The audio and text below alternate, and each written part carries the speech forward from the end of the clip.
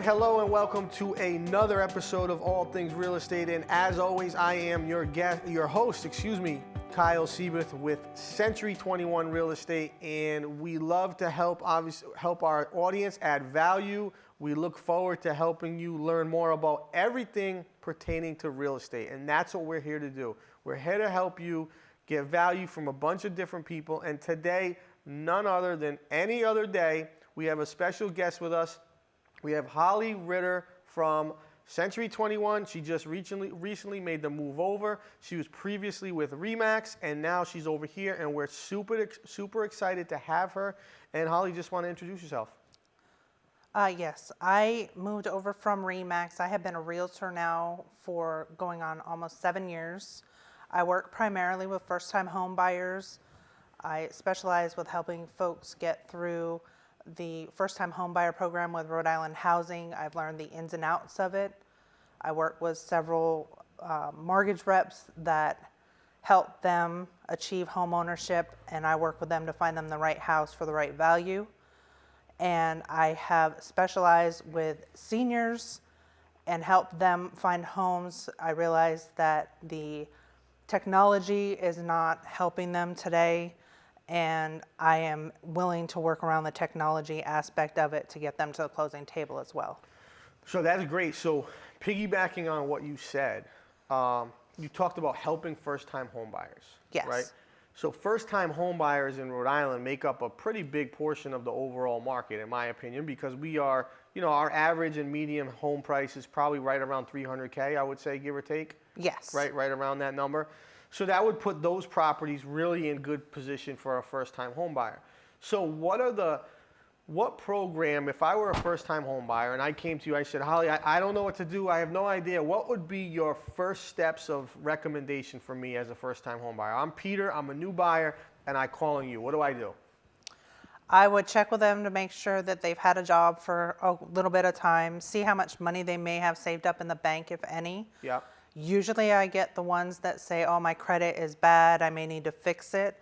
I have worked with those that have like shaky credit where they need 3 months to fix it, and I work along with them. I call them every 2 weeks, make sure they pay down the bills along with what the mortgage person would recommend.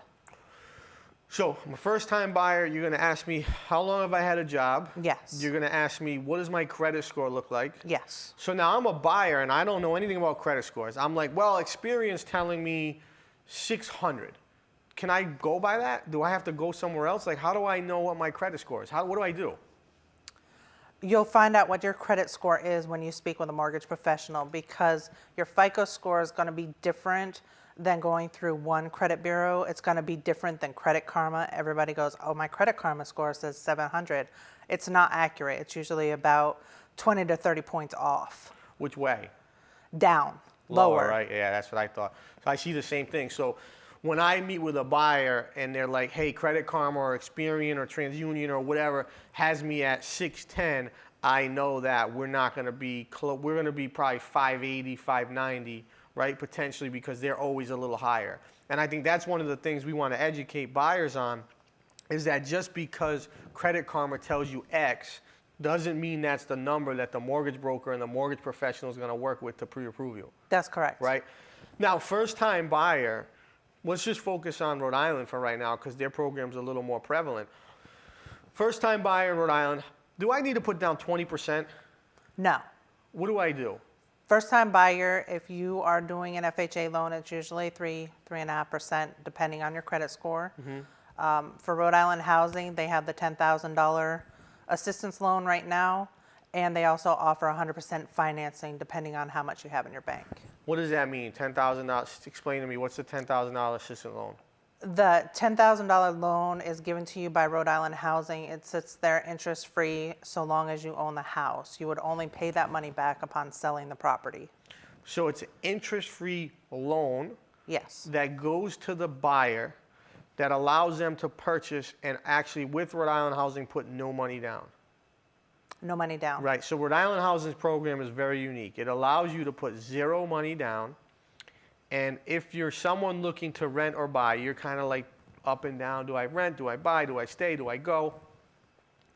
You can't even rent You have to put more money down with a security deposit than you do on a deposit on purchasing a house.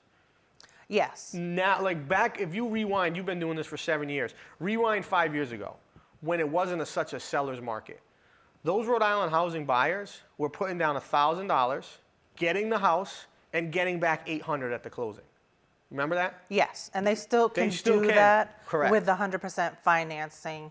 But I always tell buyers, even if they're using Rhode Island housing, they need to have $2,000 in the bank. Correct. And usually explain to me why. $1,000 down. Yeah.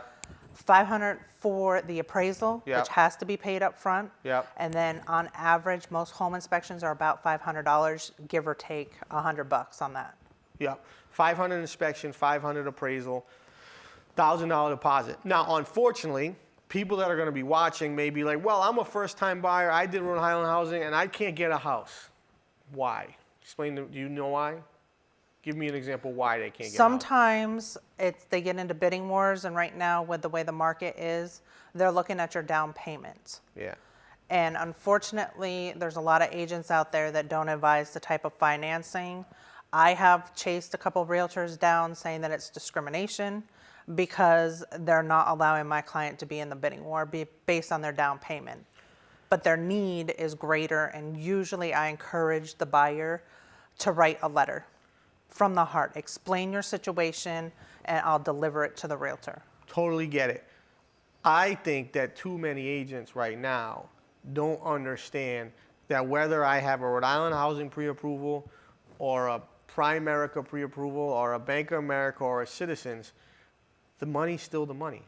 At the end of the day, meaning my point being, if the Rhode Island housing buyer is at $320,000 and the Citizens client or the Bank of America client is at $300,000, your client's still going to get the $320,000. It's not the client's fault that they can't put down more money. They're not in a position, they're not fiscally able to do that. So I think that's the biggest problem where agents don't educate their clients. They're missing out on deals in situations where they could get more money, but they're not understanding that Rhode Island housing stuff closes. It does. It closes. It's a big part of Rhode Island's business. And I think there's too many times that we, as agents on the sell side, we just overlook that, right? Listing agents overlook it and say, oh, we want conventional. You'd rather take a lower conventional law, but that's not doing your seller technically the best service. Sometimes, now there are situations where if I have someone putting down 50% and a Rhode Island housing putting down $1,000 and the number is very close, the 50% is a better deal, right? Yeah. Appraisal's not an issue. They're gonna, if it comes in low, they have enough wiggle room, and they're very solid. At 50% down, but if that number is a big spread, we're doing our clients a disservice. We're not giving them what they need to get them in a position so that they can get the most money for the house. Now, granted, do you do any mass housing? Not yet. So mass housing has a similar program. It's just way, way, way harder for people to qualify for it. With your knowledge on Rhode Island housing, right? Credit score, what do we need to be? 640 or 660. Yes, it's moved up and down. It's fluctuated between 640 and 660. It was 640, then it moved to 660. I think it's back to 640 again. It is 640, and I believe it's 620 for the 100%. Yes, so you're 620 at the 100%, 640 for their other program for the 10,000, and 660 was when we were in the midst of COVID and it was really bad. So that's fluctuated about 40 points on that. Income level direct to Rhode Island housing. Single person, do you remember what it is? The maximum for, I believe it moved up to 94,000. It's right around that. Is that with one person or two? I believe that's one person.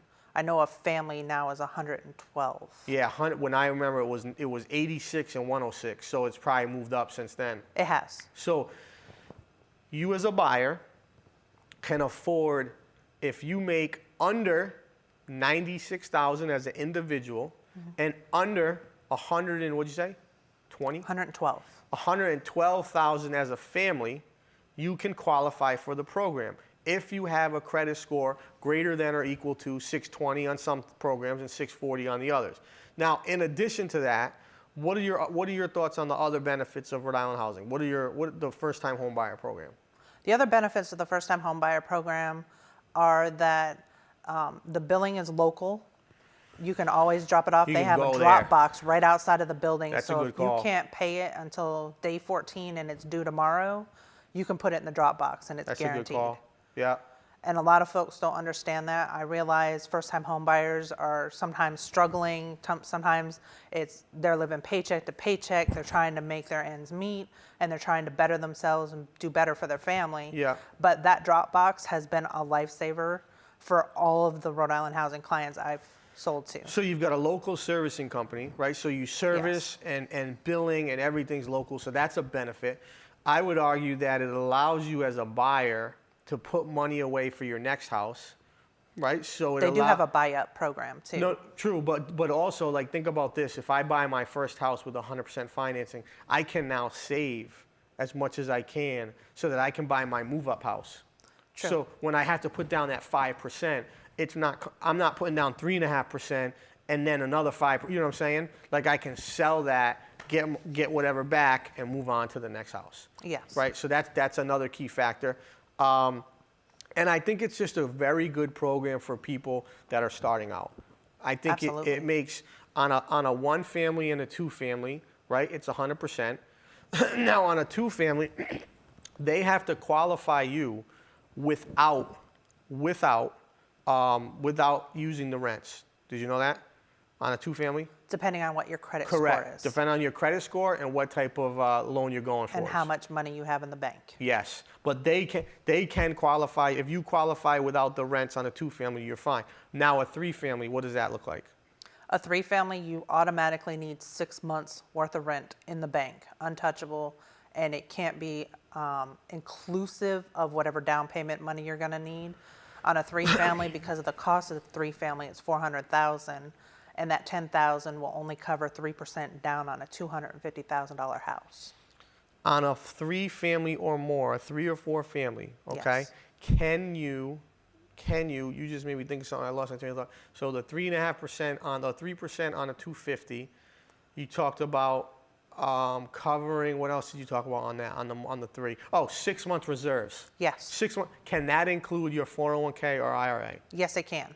Perfect. So when a mortgage broker tells you you need 6 months reserves, that means you can have 6 months in the bank, you can have 6 months in your IRA, you can have 6 months. And when you say mortgage payment, if your mortgage payment's $2,000 a month, That's correct. you need to have how much in the bank? $12,000. Correct. Does everybody understand? So if $6,000 a month, $12,000, $2,000 a month, you need to have $12,000 either in your IRA, your 401k, your retirement, or in your bank. That's what it takes to make you qualify for that 3-unit.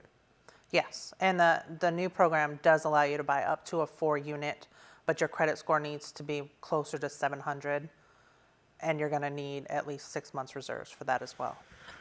Up to a 4-unit. Now, Yes. I'm a buyer, right? Peter here, Peter buyer, I'm coming in, I can't wait to meet you, I'm pumped up, I want to start buying investment property, I want to buy a 6-unit. Can I use Rhode Island Housing? No, Why?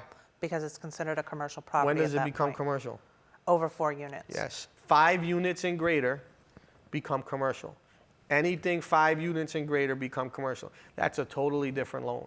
Absolutely. That's not Rhode Island Housing. That's not First Home Mortgage. That's not Semper Home Loans. That's going to be a commercial loan that you're going to do with somebody else.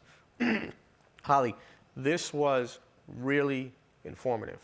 This was very informative. We haven't done a session this informative on first-time buyers, and I think I picked it up on kind of what you were highlighting in the beginning. So I think everyone can find some real value in this. And this is great to get out there, and can't wait to make it shareable, and it'll be on the local access channels. But at the end of the day, I want to say thank you for coming out. This was super informative. We gave a lot of good, valuable nuggets, a lot of good, valuable knowledge, and it shows and is a testament of how much you really know the market on a whole, and kudos to you. So do you have anything else to say to folks before we're done? No, I think I've explained everything. I welcome first-time home buyers to give me a call anytime they have a question. I always tell my clients, I'll work with you. I have folks that can help them fix their credit. And I've been working with clients. I got a couple that are buying a house this year, and I've worked with them for over 12 months, repairing their credit and guiding them through the process, and they're coming up ready to buy this year. That's awesome. So guys, with that, we are at the end, and we appreciate and thank you all for watching another episode of All Things Real Estate.